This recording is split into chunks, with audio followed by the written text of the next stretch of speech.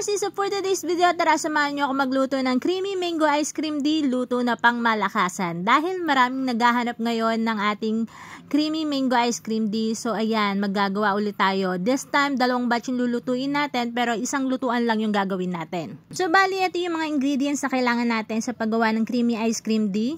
At tara na mag-start na magluto. So una dito sa ating cornstarch, isi-sift lang natin yan or sasalain para maiwasan yung bubuo na powder. And if ever na may insect yung ating cornstarch, maiwasan natin itong mapahalo o mapasama sa ating mixture na gagawin mamaya.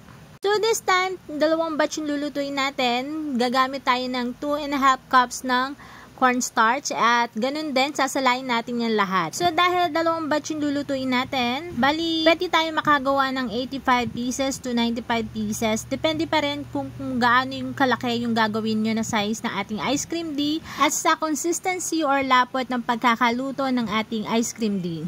After nga natin masala lahat nitong ating cornstarch, atin namang lagyan to ng tubig bilang ating slurry. So gumamit tayo dyan ng 1 cup ng tubig lamang. Tapos hahaluin lang natin to. Haluin lang natin itong mabuti hanggang matunaw yung ating cornstarch at magiging ganito na yung itsura niyan. Ayan. Next ko naman ginawa ay gumamit lang tayo dito ng 5 o hanggang 6 na pirasong mangga para atin itong isi-shred gamit itong ating pangkayod. By the way mga Marcy, once na matapos natin itong makayod lahat itong mga mangga, yung kalahati nito ay ilalagay natin sa ating mixture mamaya sa pagluluto.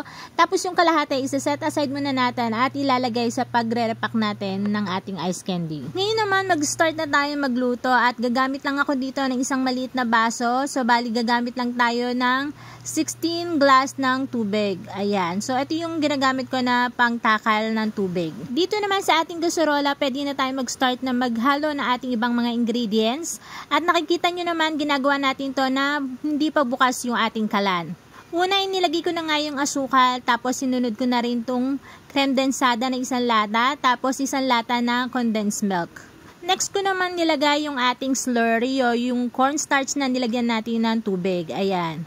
At make sure lang natin na mahalo natin itong mabuti once na nilagay natin yung mga ingredients. Kailangan natin na ma-mix well yan bago natin ma-open yung ating kalan. Ginagawa natin ito para mamaya once na open na yung kalan, hindi magbubuo yung cornstarch. Ayan, kaya kailangan halo lang ng halo. Medyo nakakangalay talaga. Kapag okay na at nahalo na nating mabuti, ayan, pwede na natin buksan ang ating kalan.